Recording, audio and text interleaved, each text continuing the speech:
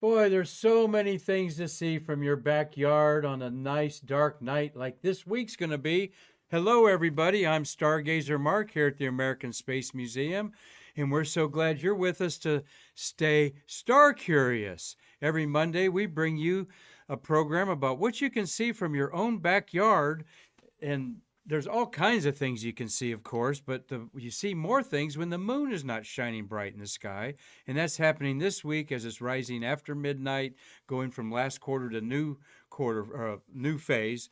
And then it'll be returning in our sky here in a couple weeks. But right now, you can see some gorgeous stars in the sky that tell a passion play of romance and drama that includes a king, a queen, their spoiled brat daughter, and a hero, of course, that shows up. So let's get our program going here. Thank you, Jessica Galloway, for being here today to run the controls. We put up behind us here the sky as it looks tonight at about 9 o'clock from your backyard, wherever you live in North America, as we see in our sky, courtesy of the Stellarium, like aquarium, think aquarium, the Stellarium uh, uh, program that you can download very easily. It's free, and stellarium.org we put down on the bottom there, and it's a very reliable. You can zoom in and it'll show you galaxies and star clusters and so forth. But here we're looking at the sky from your backyard this evening, and above my head right here, that is the North Pole of Ursa Minor. See it there ahead of me there? The Little Dipper is above my head. And we're going to talk about today the drama of Cassiopeia, the queen. She is this W or M on its side. Thank you, Jessica. Her king husband is Cephas. They were real characters in biblical times, all right, that were immortalized in the sky. Then we've got over here the big square of Pegasus to the right there. That is the giant square Pegasus, the horse. And coming off of it at the bottom is Andromeda, who is the chained maiden. She was chained to the rocks, and we'll tell you why here in a minute, and saved by Perseus on the bottom there.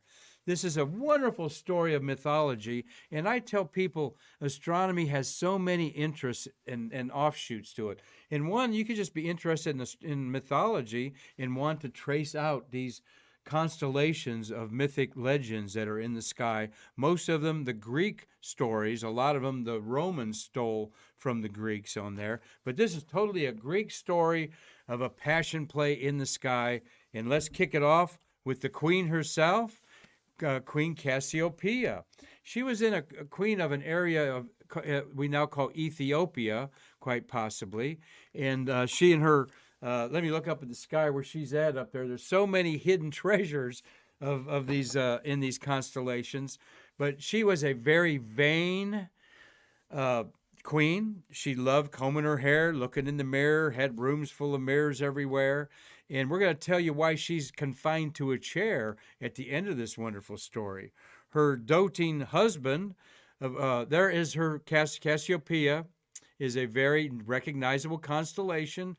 It's actually going to be more on its side right now, like we showed in the picture there. There you see it on its side right there. Thank you, Jessica. And we put it back up there. This is a typical star chart that shows you the bright stars, which the bright stars are given Greek alphabet. According to Beta, there is the brightest star in Cassiopeia. The M103 is a galaxy that you can see through telescopes as M52. These are objects that we call treasures in the sky that amateur astronomers love to hunt. There you see, up to the upper right, her husband Cephas. His constellation, there he is in a beautiful Uranometria star chart from the 1870s. A very beautiful star chart series that you can find. Actually, I found this at like a Books A Million for like $5. All the constellations in a beautiful little, they're like big oversized cards on there. So look, postcards. Here is Cephas the king. He looks like a house upside down, okay? In the sky, and very recognizable there. And there is their daughter, beautiful Andromeda. Now, she was a gorgeous daughter, of course, and a lot spoiled by her beautiful mother. And the constellation of Andromeda actually goes off of Pegasus, the square Pegasus we saw earlier, and you see one line of stars there, and you go above it and another pair of stars opposite these three stars you see there. And the oval is the Andromeda Galaxy that we've talked about on a recent Star Curious, Stay Curious program. This is the farthest object you can see with your own naked eye, over 2.5 million light years away. So let's bring into this drama the protagonist, Poseidon, the god of the seas. He had with him a harem of women called the Nereids, okay? And it came down to him that his sea nymphs were the most beautiful creatures on the surface of the earth, above the earth or below. But he started hearing rumors that Cassiopeia, the queen, boasted about how she was more beautiful than anybody on the face of the earth. Well, that kind of made a god of the sea like Poseidon a little bit angry because, well, just, whew, boy, those Nereids are really beautiful women there, okay, in this artistic look at these sea nymphs there. So what did Poseidon do? He said, I am going to ravage your kingdom, all right, with a monster until you quit saying that you're the most beautiful creature on earth. And he sent after them Cetus, the sea monster. Now, this is, again, that 1880s in the middle of the 19th century. I think it's actually even earlier than that, of what a monster looked like to people 200-300 years ago. It was a combination of a bunch of animals in there that could live in the sea, and that is Cetus the Sea Monster. There, Cetus is shown you on a stellarium image up there, and particularly you up in the northern hemispheres. It's hard to see Cephas because that sea monster is lurking around the horizon. Down here in Florida, it gets higher up in the sky, and you can see it pretty good like this image shows you here.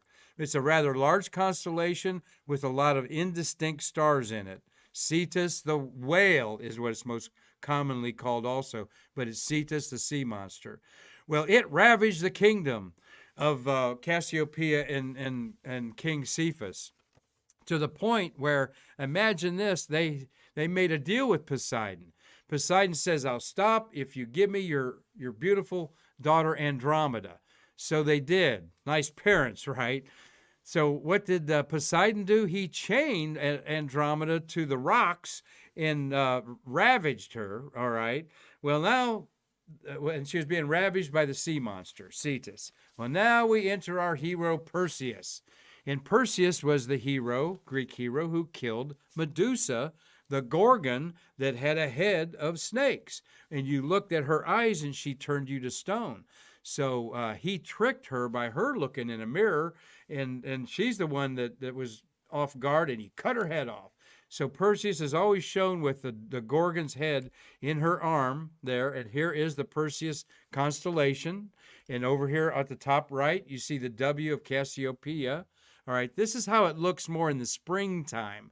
Now all of this has moved up to on the right-hand side because these constellations are circumpolar.